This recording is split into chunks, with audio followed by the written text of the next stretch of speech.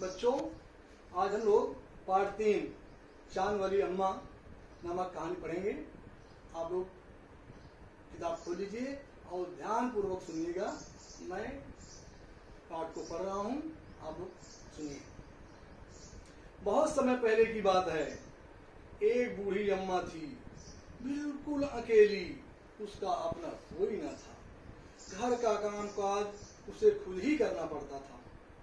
सुबह उठकर कुएं से पानी लाना, खाना बनाना आदि। उसके साथ एक परेशानी थी।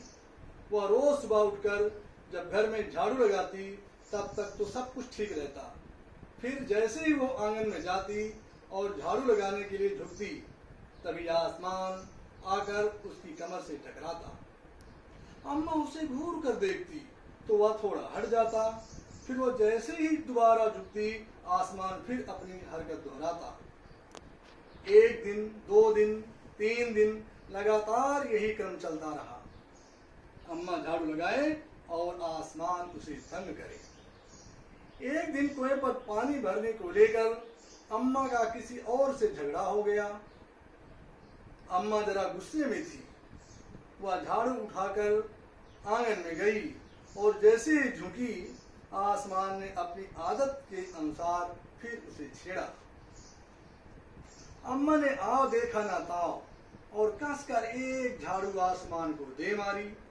आसमान हट गया और वह भी अपनी आदत से मजबूर था। दूसरी बार फिर अम्मा के झुकते ही टक्कर मारने लगा। अम्मा ने फिर पूरी ताकत से उस पर वार किया। आसमान को शरारत सूझी। इस बार उसने झाड़ू पकड़ ली। उधर अम्मा भी झाड़ू पकड़े थी। रस्सा कसी शुरू हो गई। झाड़ू का ऊपर वाला हिस्सा आसमान पकड़े हुए था तो नीचे वाला अम्मा। दोनों छोड़ने को तैयार नहीं थे। अम्मा चिल्लाई, छोड़ मेरा झाड़ू, मेरे पास एक ही झाड़ू है। तब भी आसमान ने नहीं छोड़ा। बूढ़ी अम्मा कब तक रस्सा कसी करती, थक गई। आसमान ने झाड़ू खींचना नहीं छोड़ा। अब वो झाड़ू के साथ ऊपर उठने लगी। उसके साथ साथ झाड़ू पकड़े हुए अम्मा भी ऊपर जाने लगी। वो चिल्लाई, मुझे नीचे छोड़ दे। आसमान ने कहा, अम्मा अब मैं तुम्हें नहीं छोड़ूंगा, ले चलूंगा ऊपर, वहीं झाड़ू लगाना। अम्मा अब झाड़ू नहीं छोड़ सकती थी क्योंकि वो बहुत ऊपर पहुंच चुकी थी। तभी उसे वहां चांद दिख गया। झट अम्मा ने पैर बढ़ाया और चांद पर चढ़ गई, पर झाड़ू नहीं छोड़ी। आसमान को फिर शरारत सूझी। उसने सोचा, अम्मा तो चांद पर चढ़ गई है, यदि चांद उसकी मदद करेगा तो मैं हार जाऊंगा, इसे यहीं रहने दूं। ऐसा सोचकर उसने झाड़ू छोड़ दिया। अम्मा झाड़ू सहित चांद पर रह गई। वह इतनी थक गई थी कि झाड़ू पकड़े पकड़े ही चांद पर बैठ गई। आसमान ऊपर चला गया। उस दिन से आज तक बूढ़ी अम्मा झाड़ू पकड़े चांद पर बैठी रही। बच्चों, कैसी लगी कहानी? इस कहानी के लेखक हैं ताराचंद निगम। तो बच्चों, बहुत सुंदर कहानी लगी। आप लोग भी कोई एक कहानी जिसको याद हो कल सुनाएगा। अब बच्चों, मैं आपको इस पाठ में पढ़ते समय बहुत सारे कठिन शब्द आए हैं। मैं उनको आपको बता रहा हूँ बेटा। अच्छे से उच्चारण करके, ध्यान पूर्वक मन लगा करके उनको सुनना। इसके बाद उच्चारण कर करके एक शब्द को, हर एक शब्द को लिखना। देखिए बच्चों, पहला शब्द है बिल्कुल, परेशानी, आसमान, टकराता, झगड़ा, गुस्सा, कसकर, मजबूर, शरारत, चिल्लाई, झाड़ू, चांद, हरकत, सुबह, रस्सा कसी। बेटा ये कठिन शब्द है, इनको अच्छे से आपको पढ़ना है। इसके बाद पाठ को अच्छी तरह समझने के लिए मैं आपको कुछ शब्दों के शब्दार्थ बता देता हूं, जिससे आपको कहानी समझने में आसानी होगी। बच्चों, मैं अब आपको शब्दार्थ बता रहा हूं, इनको अच्छे से समझ लीजिएगा। परेशानी मतलब होता है कठिनाई, सुबह, प्रातः, हरकत, शरारत, चांद, चंद्रमा, झगड़ा, लड़ाई, मजबूर, लाचार, रस्साकसी, खींचातानी, मदद, सहायता, वार करना, प्रहार करना। बच्चों ये पुस्तक में ये कठिन शब्द थे, इनको मैंने आपको बता दिया। अब मैं आपको पुस्तक में आए हुए प्रश्नोत्तर बता रहा हूँ, आप लोग उनको ध्यानपूर्वक सुनिएगा।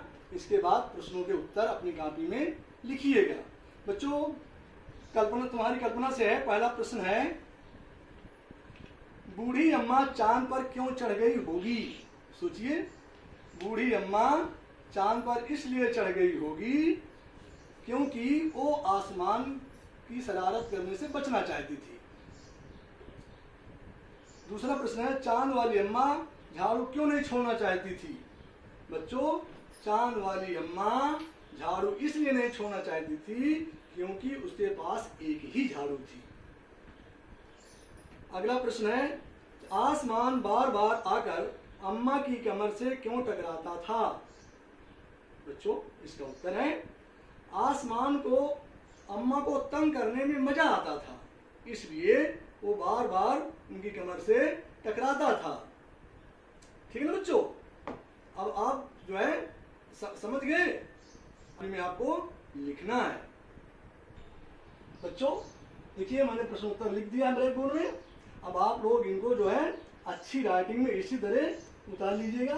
साफ सुथरा लिखा हुआ है, यदि आपको कहीं समझ में ना आए तो इनको समझ लीजिएगा। तो अगला शीर्षक है घूरना। अम्मा उसे घूर कर देखती तो आसमान थोड़ा हट जाता।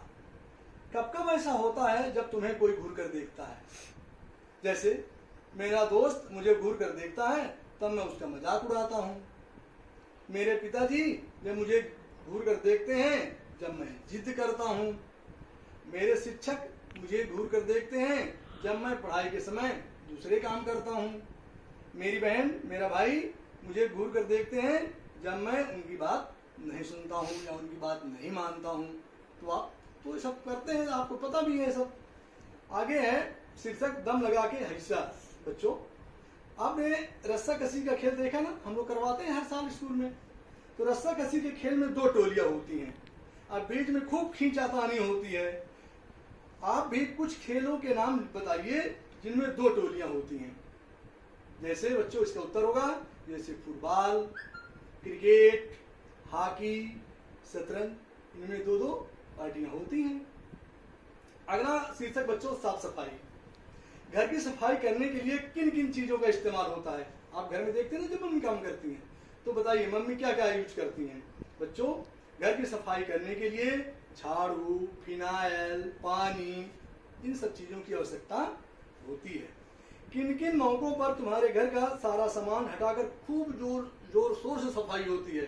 बच्चों आप तो देखते हैं जब हमारे घर में कोई शादी होती है या विवाह होता है या कोई बर्थडे, जन्मदिन मनाया जाता है या फिर कोई त्योहार आता है। जैसे आप देखिए दीपावली में कितनी 5-6 दिन पहले से सफाई शुरू हो जाती हैं। सफाई के काम से जुड़े हुए कुछ शब्द सोचो और लिखो या बताओ। आप भी देख बताइए, जैसे पोंछना, धोना, चमकाना, धूल साफ करना इत्यादि। बच्चों अगला शीर्षक है काम कौन करता है? बूढ़ी अम्मा के काम और मेरे घर के काम। मैंने आपको बताया बूढ़ी अम्मा क्या करती है और आपके घर में कौन करता है। बूढ़ी अम्मा काम करती है पानी भरना, तो आप घर में माता पिता पानी भर लेते हैं। सफाई करना, तो आप घर में सफाई वाली आती है या फिर मम्मी पापा कर लेते हैं। बर्तन धोना माँ करती हैं। खाना बनाना माँ या दादी जी करती हैं। अब तुम कौन कौन से काम करते हो? घर के काम और बाहर के काम? ये मैं आपसे पूछ रहा हूँ, ध्यान दीजिएगा। आप अपने ही काम को उत्तर लिखिएगा। जैसे आपके काम घर के हैं, बैग ठीक करना, बर्तन उठाना, दोस्तों को बिठाना, जूते पॉलिश करना। आप घर के बाहर क्या काम करते हैं?